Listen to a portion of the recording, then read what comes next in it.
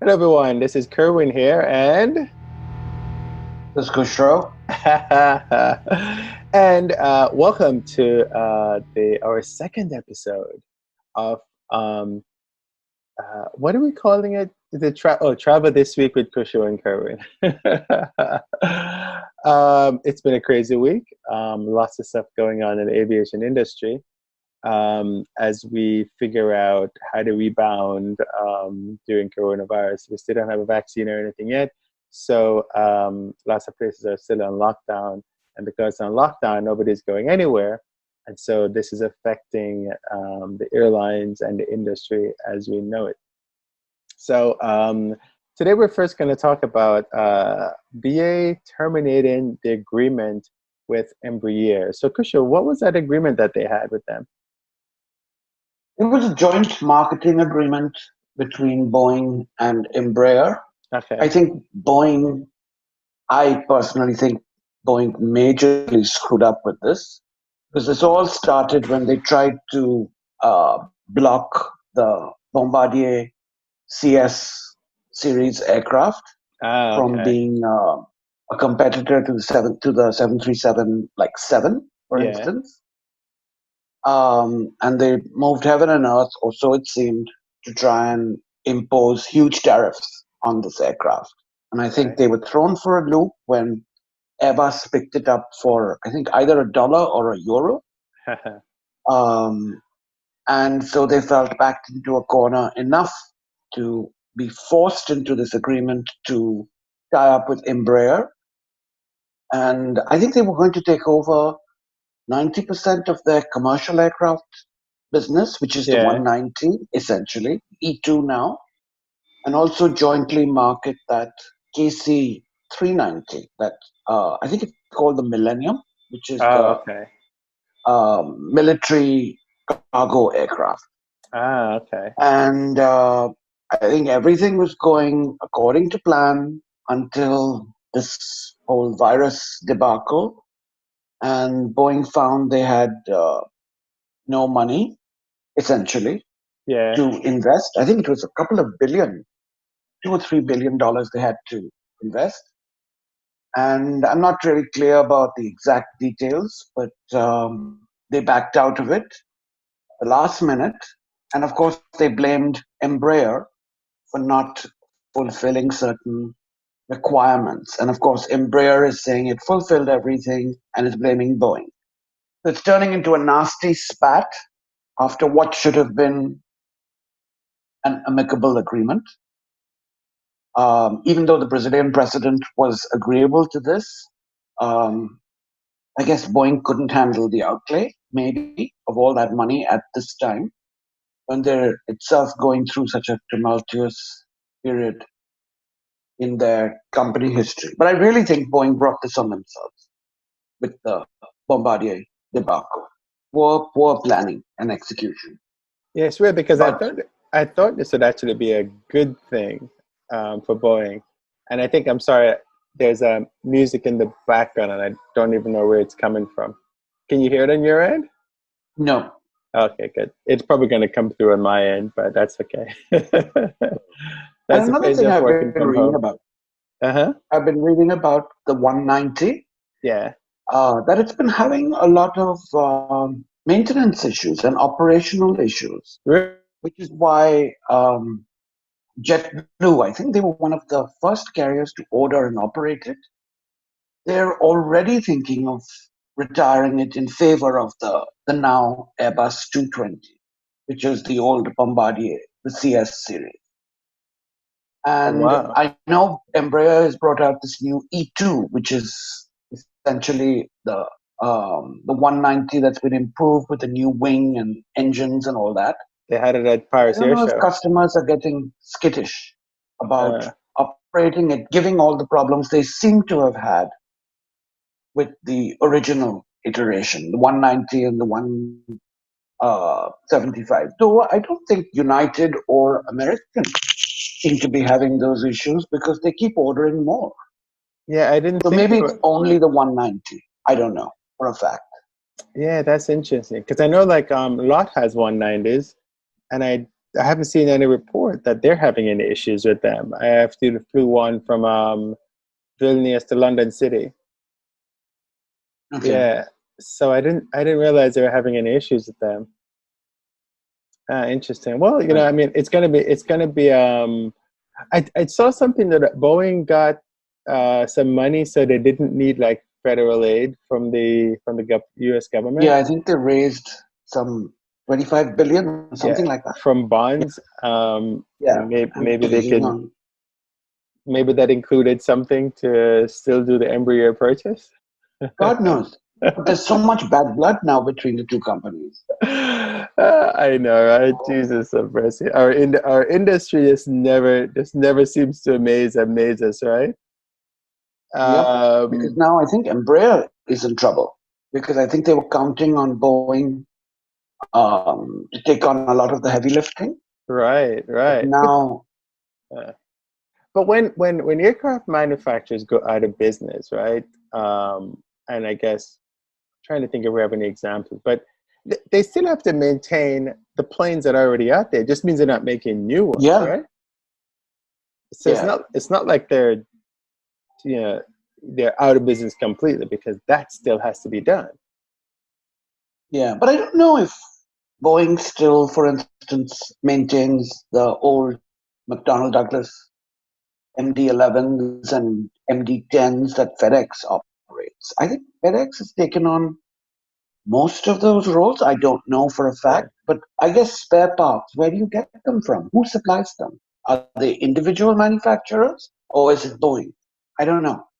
Or are they yeah. cannibalizing old aircraft? Well, maybe somebody who's listening can tell us how that's done because yeah, I don't know how that. I Yeah, mean, you're probably cannibalizing old aircraft, but like how many old aircraft there is, right? right, right. And I don't know Yeah. if we've had a recent example of aircraft manufacturer going out of business after McDonnell Douglas. I can't really think of any.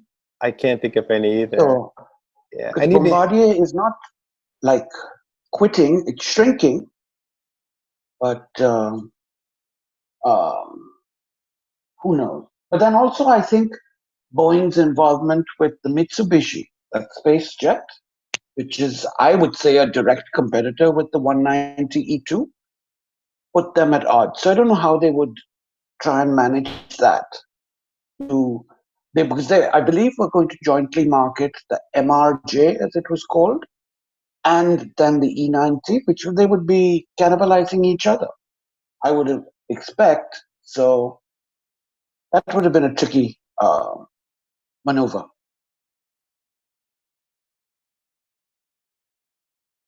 Recording. Maybe you should explain why your background is so different. Oh yeah. So I had to switch from outside because the neighbors are actually having a party. It seems like so it was easier to come back inside rather than sit outside and try to compete with them. So Um, much for social distancing. well,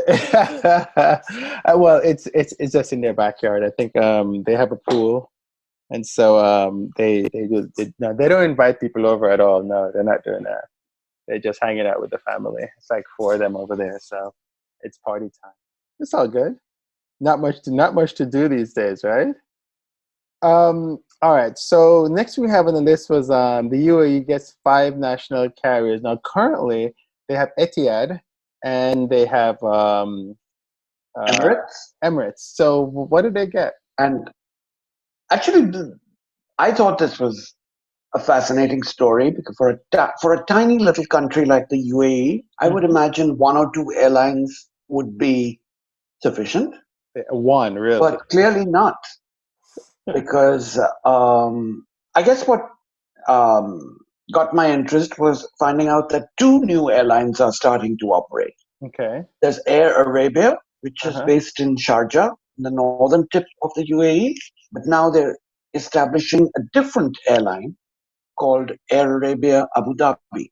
That's apparently going to be different from Air Arabia, the original Air Arabia. I don't know how that would work. Low cost, I guess. And Lower then low there's cost. Fly Dubai, which is, I don't know if you would consider that an Yes. independent operator or a subsidiary of Emirates. And then I read that Wizz Air from Europe fame is starting supposedly in 2020 Wizz Air Abu Dhabi again. So that seems like a recipe for collapse of Disaster. one or two airlines because I just cannot believe a tiny little country with all its connecting traffic Yeah. notwithstanding can support five different airlines. Yeah. See, it's And kind these of are not small airlines. yeah. It doesn't So make any sense. Even Etihad, like I always thought that when I first heard about Etihad, I'm like, why do the UAE need another airline? Because Etihad, Etihad is the national carrier I know, and that I didn't officially. understand either. So I know there's something there that probably neither of us gets, but and I think a it's lot of only it is a pride thing. it probably is, and it's only like a 90-minute drive from between Abu Dhabi and Yeah, Dubai. yeah. It's a beautiful desert drive, but because once I actually took a flight and it was Dubai to Kuwait on Etihad. And what it did, I had to go a little out of town. I took the train, I think I did, and then I might have taken a bus or something to this little place that they have. And a bus picks you up there, and they serve you like a snack on the flight. And then you drive across the desert for 90 minutes, and you get to Abu Dhabi, and you jump on a plane, and I flew to Kuwait. And they don't charge you extra for that little Dubai piece, but it showed up in the reservation system because if people are in Dubai, Kuwait, all you're going to see is Emirates, and if they don't have a way of getting you from Yeah. Dubai to Abu Dhabi, fares are the same. But I wanted to take it because I wanted to take a bus, an airline bus, which not many airlines have. Actually, I remember the Hobby Hop here in Houston. Exactly right. Continental used to operate that. Yeah, and they And I they used to did, try and take it as often as I could from which is Hobby to IH. oh my god, that's Officially, so I think cool. it's a 25-minute flight. Yes, they actually had, and they had Ellington Field at some point, and I took that. I don't know if I've ever flown into or out of Ellington Field. Was it ever commercial? Yeah, it I don't was. think so, right? It was? Yeah, Okay. it was. Matter of fact, it was a thing for frequent flyers. A lot of frequent flyers would fly Ellington Okay. Field to IAH because they would get a segment for it, and then that segment Okay. would Yeah. count towards their qualifications. Hmm. Um, but yeah, so no, I took that flight. It was literally a trailer. You walk in one side of the trailer, and you go inside, you get checked in, and then you walk out the other side of the trailer, and the little Embraer or what was the plane at the time? I have to go look up my logs, but I remember for us, it was a 737 that um, operated it was Hobby it to. was a 737 from Hobby, and I actually lost my checkbook on that plane once and put a claim in, and actually got it back. But from Ellington, they used Embraer, and they used a 135, I think, at one point, and they also used the Okay. other little plane. What's the name of the other one? Beach or Beach. the ATR. And no, I think it was actually the Beach. The Beach 190, I think, is what it is that they used to use. I have to look it up. I'll Oh. look it up and see what it was. But no, yeah, Ellington Field is just a trailer, and it's one side you enter, and then on the left side you would pick up your baggage if you check the bag. But But we digress. But there are and there's also the Allentown to Newark, Newark which is still does. there. Yeah. They actually still Yeah. have that. Yeah. It's interesting because you wouldn't. What you do, you would check in outside in Allentown, and you'd put your stuff in, and then you come back over to the bus, and then the bus would take you to um, the check-in area, the departure area, and then that's where you enter security. Um, Yeah. and on the outbound, it would actually pick you up from inside the airport. Okay. Yeah, I think there's a spot that it picks up inside the airport and it takes you out because you're connecting. Actually, this week, I think I read an article about the world's shortest routes. Uh huh. And one of them was actually Philadelphia Allentown, and they actually fly it with an aircraft. They really did for Allentown? Yeah, it's I Wow. forget how many miles or kilometers it was, Yeah. but it was one of the top 10 shortest routes known. Um, So when I worked for ATA, they used to fly St. Pete to Orlando. I think it that's was. across the state, right? So Yeah, that's yeah, that was PIE. Is what they used to fly. Um, Piedmont. no, no, no. The name of the state, the code for the station. Yeah, Oh, okay, yeah. okay, It was, but it was St. Pete, because it was a really short route, and it would go. I think it went St. Pete to Orlando, and then Orlando to Midway. okay. I think is what they do. It was a 757. But you also did one, didn't you, in Scotland a few years Yes, ago? I did. Was it the Loganair one? Two Loganair, miles. yeah, Papa Way to Westray. Yeah. You basically, Yes, that's right. Papa Westray. yep, you take off and you make a hard right turn, and then you land. No, I remember when you did that. Actually, That's I do remember. that was very cool in Norman Islander, um, which was not many people use the Islander. I think Tinson in Jamaica is where Trans Jamaica used to fly the Islander.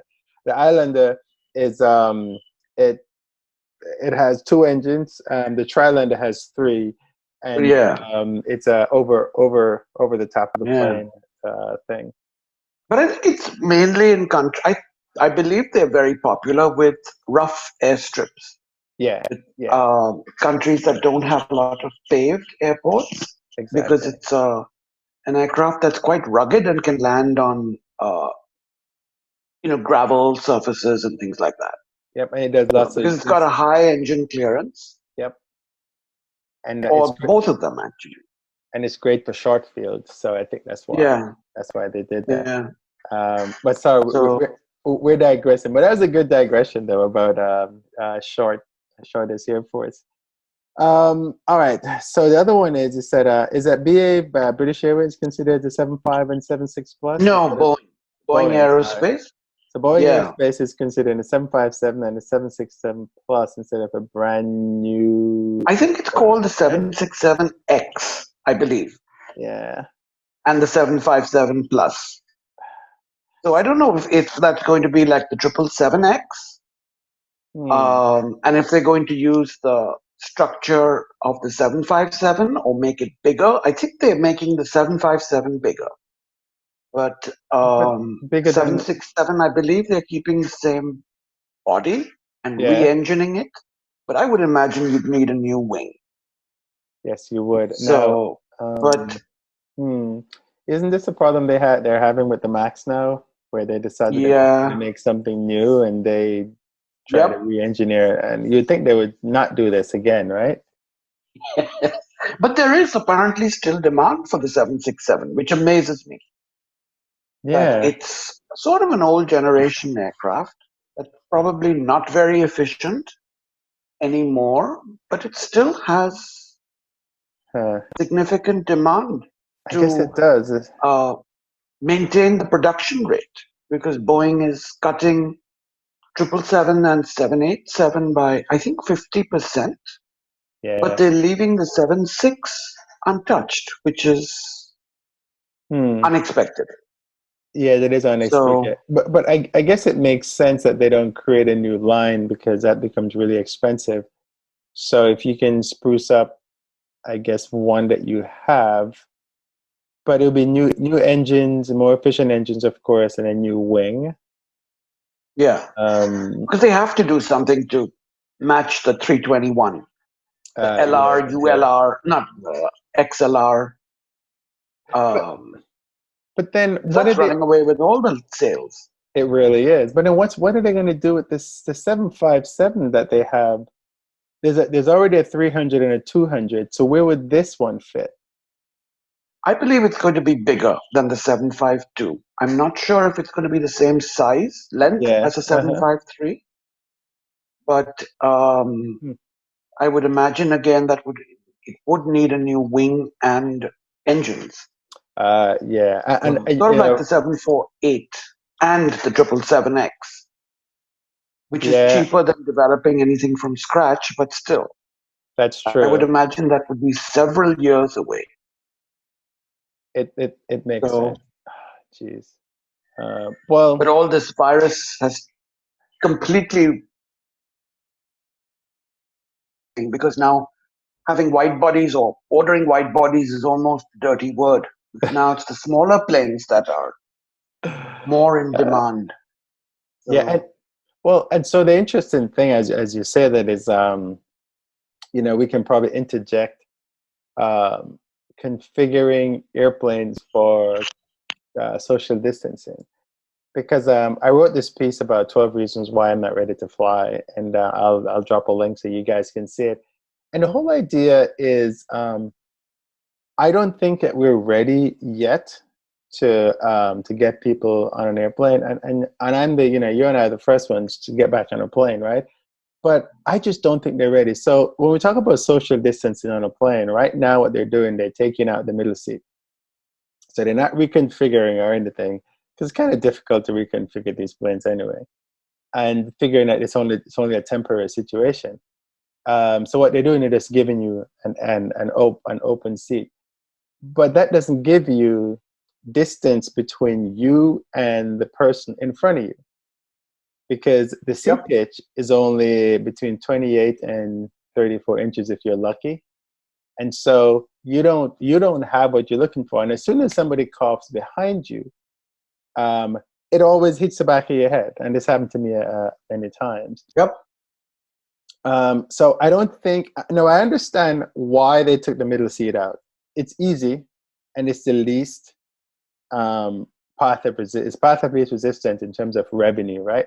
The least revenue. but long term, they can never survive though. Here they No, want to try and pack every aircraft to the gills, and here now they're saying maximum 50 or 60%. There's no way airlines can survive long yeah, term, they I can't. think. I agree with you. So fares are going to have to go up, right? And then, Yep. but people don't want to pay. I see everybody's like, oh, yeah, I'm getting this cheap fare to so and so, and I'm like, they can't. They just can't. They can't survive on 60% of what they're having now. And like you said, they were trying to put, you know, get every last seat by giving you like leg room, um, or little or no leg room in the back.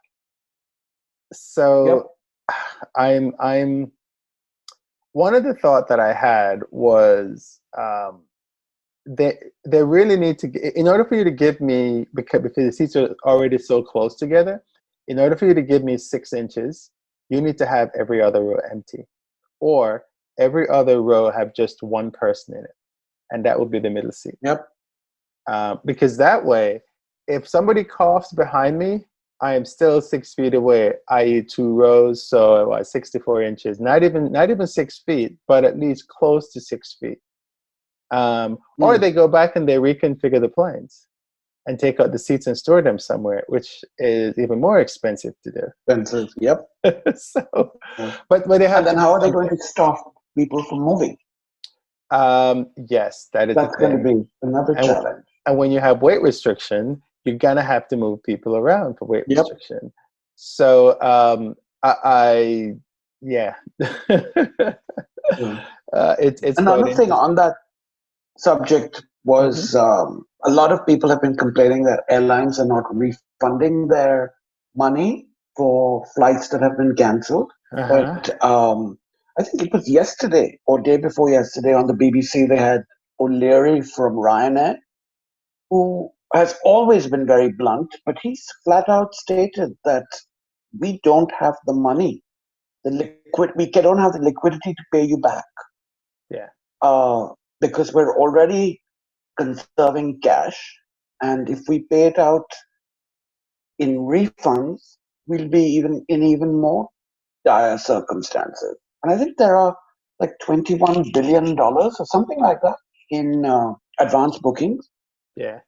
with different airlines. So I mean, he made a valid point, but I can understand passengers who are irritated that they have flight coupons instead of a refund. Yeah. But it's No, sort of a no-win situation. it really is, and I totally agree with you because when we were supposed to go to Italy for that conference, I got canceled, um, postponed. A lot of people had that issue, and Ryanair was actually one of the airlines that they had issues with, and so EasyJet was the same, where they either wouldn't respond to people or they just wouldn't give any money back at all. And I even had an issue with a U.S. airline, but they did give me back the money for the trip. But yeah, they're just holding on to the money because they don't want to give it back. It's kind of like, but it's unfair to the consumer. I understand why the airlines want to hold it. I get it, but on the other hand, it's unfair to the consumer because it's their money, and the rule says if you're not going to operate my flight, you need to give me back my money. Yeah. Um, So so it's a catch 22. Well, at least he came out United and said, "Hey, we don't have any money. That's why we're not giving it back to you." But people are very, very frustrated, and the mistrust for the airlines is just increasing at the yep. moment. The other thing too I was thinking about is uh, face masks. So they want us to wear face masks on the planes and at the airports, but we can't find them in the stores, and you can't find them online, or they're like egregiously overpriced. Now I know But that they're here, all providing, at least the big three. I uh, just read yesterday again that they're going to provide you with face masks if you don't yeah, have them. and Southwest is also doing the same. I think I saw something that said something about that. So my thing with this is, um, am I going to get them? I can't enter the airport without them because the airport says I need them.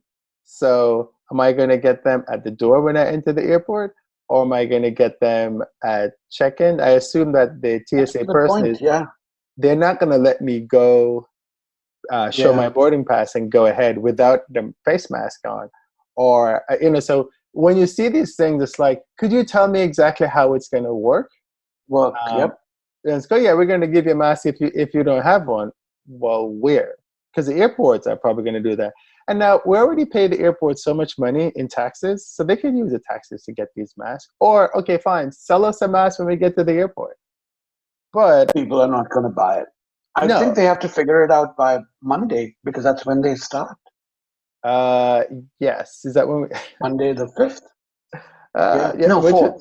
which before, yeah. So it's like, I, Yeah. I, I, I, that bothers me. The other thing that bothers me is the filthy, nasty conveyor belt and those little bucket things that they make you put your stuff in. I have Yep. always hated those, and I'm I'm kind of relieved that something like this has happened. So, because normally when you go and tell them like that thing is filthy, because people put their shoes in it, um, Yep. they put all kinds of stuff in it, and God knows where their bags have been. And then when they search people's bag, they don't always use a new gloves. Hmm. So I But want I stuff. mean, what options do you have really, practically, to So keep it clean? Yes, you can wipe it down, but every time someone puts their shoes on it, it gets dirty it again. gets nasty again. Well, So that's a tough one. it is a tough one, but I think it's because we need to rethink the old process. We're using the same system Yeah. that we've been using since 9/11. So that's what, 2001. Mm. And so we need to fix that. And as in aviation, we know how it goes. As unless we have dead bodies on the ground, nothing gets changed. Because that's just how it's been, and that shouldn't be how it's been. But that really is what ends up changing things. So whenever you have aviation accidents, is when they look at it and they go, "Okay, great. Well, we lost this many people, so we need to fix this," and then it actually gets fixed eventually. Um, in the whole airport security thing, that stuff should have been fixed a long time ago, because clearly this is not a problem that occurred today. Same thing in the supermarket. The supermarket has those nasty conveyor belts running around that you put your groceries on all the time. And the other day I had to tell her, I go, "Can you wipe that off?" And she looked at me strange. I go, "I'm not putting my stuff in there until you wipe it off." So then she took her sprayer out, sprayed it, and wiped it off. And this was actually before the whole coronavirus thing. But Yeah, I think that was one of your 12 reasons, right? Why you were not yes, ready to fly. The conveyor exactly. belts at baggage security? Yep, they need to fix Because that. even the baggage claim carousels Oh are God, not exactly clean. no, they're not. What are So Hong Kong Airport came up with this little device. I don't know if you've seen it, that you just walk in and it disinfects you and come out on the other end. okay? No, I I'm haven't trying to seen that. find, yeah, trying to find a picture. They are, it looks actually spacious, space-ish, for want of a better word. And they're using it now for airport employees. I guess they're testing it, and that's the kind Is of it a stuff. spray I or don't know. like I don't know how it okay? works. I'm not sure if it's like, rays, or is it a spray or something like that. But they're testing it, so at least somebody's thinking about Hmm. how to disinfect us, and how to disinfect your bags without damaging them. Now, my thought for the disinfectant stuff is I was trying to create a bag or something, but then I realized, you know what? You can just get biodegradable trash bags and use that. Yeah. So I'll put my bag in a trash bag, you know, seal it, put it in, and then when it goes on the other side, I take the bag out and toss the bag away because it's biodegradable. So it's okay, saving the environment. But what happens when security needs to go through your bag? I guess there are no other options. Okay, you had to bring that up, huh? Well, So I'm gonna my thing would be like, you need to use a different pair of gloves, and I'm gonna insist, because I don't want because once you stick your hand in my bag and the glove you have is not clean, you've infected everything that's inside my bag. And so I'm really going to insist that they put another glove on. but you Because, really can't raise a stink at the airport well, with right, security. but I don't want to raise a stink. But it'd be like, well, I respond that I'm not traveling because your hands are not clean. You were just touching whatever else you were touching before you touched my bag. My bag was clean before I came in here, and so now you're going to touch it and infect it. And all I'm asking you to do is put another pair of gloves on, and you don't want to do that. Then I don't want you inside my bag. I'm actually curious to know what countries like Taiwan and South Korea and Singapore are doing. They've apparently had success. No, they have had success to try and minimize or at least eliminate Yeah. this virus. So I'd be curious to know what they're doing about that, if they're doing anything at all. Like even Yeah. New Zealand. Because So, I just saw a picture of Rwanda Air, the flight attendants, and I think it might have been Air Asia. They were in like hazmat suits, or what looks like hazmat yep, suits. Philippines is too. I know, it's like this is where we are. um, So, so those are the things that and I have like 12 things set up, but that's just two of the things that's on there that I don't think we're ready yet um, to fix that. If the airlines can think about it a little more, and I know it's costing them money, because you're going from like the example I had, you had like 15 seats, and the example that gave you the maximum protection, you lost like almost half of those seats. yep, To yep. make Not a long term not long strategy. term at all. So So at least until this vaccine is available. yeah, But yeah. I did see something with Zuckerberg had a lady on, a doctor on, and she said there's a guy in the UK that's working on something for MERS, and they can use the same procedure to switch to working on something mm, for the coronavirus, and they were actually further ahead than most, so they think it looks promising. Um, but I know it's crazy. So, another one I wanted to talk about again, not mhm. really that important, but I found it very interesting that Berlin Tegel Airport is Okay. supposed to be closing June 1st. So let's hold that thought, and what we're going to do is I'm going to stop the recording, and then I'm going to start another one, and we can do another episode. I think we've gone like 30 minutes. Yes, Um, I believe so. yeah. Okay. So we'll start another one. So, folks, obviously, Chris and I can sit here and talk forever about aviation. But we're going to conclude this episode, the second episode in our series of travel this week with Cushrow and Kerwin. And we will see you next week with a brand new episode. Talk to you guys soon.